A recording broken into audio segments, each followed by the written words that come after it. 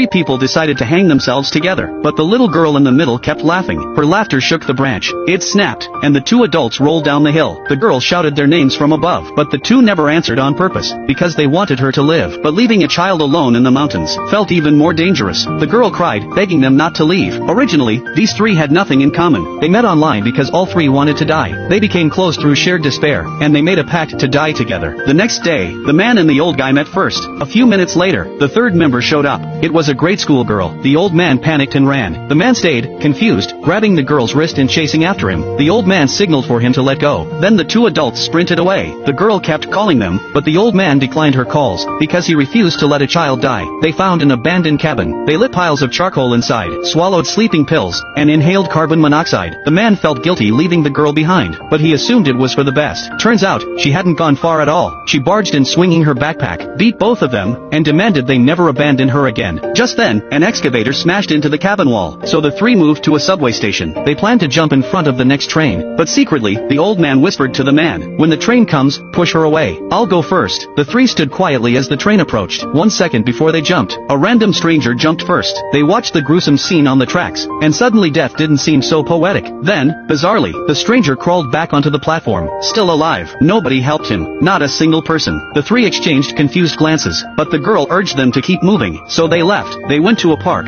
planning a more dignified way to die, but they couldn't agree on anything. The girl suggested taking a train somewhere far away, and for once, they all agreed. After getting off the train, they walked deep into the mountains. The old man kept thinking of ways to save the girl. He prepared 3 ropes on a thick tree branch. While they weren't looking, the man quietly loosened the girl's rope, but when they stepped off, their combined weight snapped the branch entirely, and all 3 rolled down the mountainside. The girl stopped halfway down. The 2 adults rolled all the way to the bottom. Hearing the girl shout their names, they stayed silent, still hoping she would choose life. But the man whispered, "Leaving a girl alone in the mountains is even worse." The old man froze for a second, then sprinted back uphill. The girl screamed and cried, terrified of being abandoned again. The old man lifted her onto his back, and together the 3 walked out of the mountain. They stopped outside a convenience store, basking in the sunlight they hadn't felt in so long. The old man looked at the other 2 quietly. Then he noticed something strange. The man and the girl had no shadows. He said nothing. Instead, he smiled and said, "Let's go somewhere even farther."